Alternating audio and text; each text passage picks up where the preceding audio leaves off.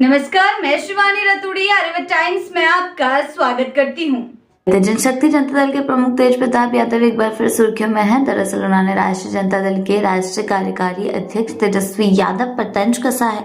तेज प्रताप यादव ने कहा कि जो लोग लगातार हारता है उसे ही जिम्मेदारी दी जाती है। ये एक पुरानी प्रथा है, सदियों पुरानी परंपरा है। दरअसल हाल ही में तेजस्वी यादव को आरजेडी के मुखिया लालू प्रसाद यादव की मौजूदगी में राष्ट्रीय कार्यकारी अध्यक्ष की जिम्मेदारी सौंपी गई थी। वहीं महाराष्ट्र के डिप्टी सीएम अजित पवार की प्लेन क्रैश में मौत पर तेज प्रताप यादव ने कहा यह बहुत दुखद घटना है। डीजीसीए को प्लेन क्रैश की जांच करनी चाहिए ताकि पता चल सके कि क्यों हुआ, यह हादसा था या कोई साजिश।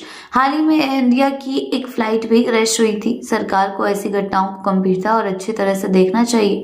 पूरा देश हताश और परेशान है। मैं चाहता हूं कि पूरे मामले की जांच होनी चाहिए। इसके अलावा डिप्टी सीएम अजित पवार की मौत पर पश्चिम बंगाल की सीएम ममता बनर्जी के बयान पर तेज प्रताप यादव ने कहा, मुझे नहीं पता है कि वो क्या कर रही है। मैंने पहले भी कहा है कि षड्यंत्र हो सकता है, इसीलिए सरकार को इसकी गंभीरता से जांच करनी चाहिए।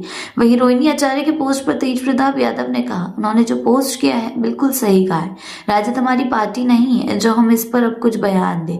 हमारी पार्टी अलग है। ये बात तो जाहिर है कि जिसके नेतृत्व में चुनाव हारते हैं जिम्मेदारी भी उसी को दी जाती है। यूजीसी के नए नियम को लेकर हो रहे विरोध पर तेज प्रताप यादव ने कहा, जो विरोध प्रदर्शन किया जा रहा है सभी को सरकार देख रही है। जनशक्ति जनता दल का यूजीसी को समर्थन है।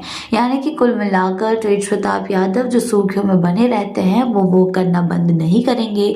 लगातार बयानबाजियों का उनका सिलसिला जारी है, लेकिन सबसे बड़ा जो कटाक्ष उन्होंने तेजस्वी यादव पर कसा है वो कुछ ज्यादा ही सुर्खियों में बना हुआ है, क्योंकि उन्होंने साफ साफ कह दिया कि जो हारता है, लगातार हारता है, उसे ही जिम्मेदारी दी जाती है। ये तो एक पुरानी प्रथा बन चुकी है और सदियों पुरानी परंपरा की तरह इस्तेमाल हो रही है।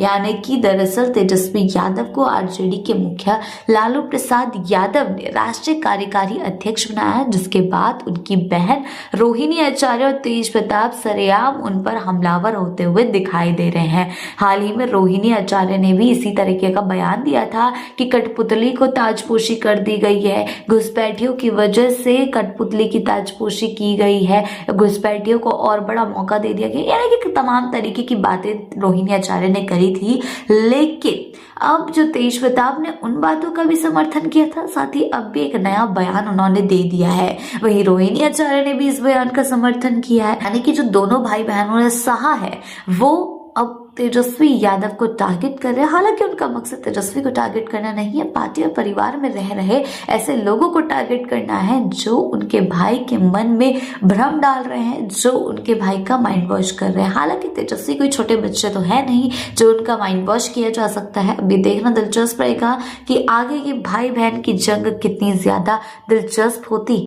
ऐसी ही अपडेट्स के लिए जुड़े रहें आर्यभट्ट टाइम्स के साथ ही चैनल को सब्सक्राइब करना ना भूलें और हमारी फेसबुक और वेबसाइट के साथ भी जरूर जुड़ें।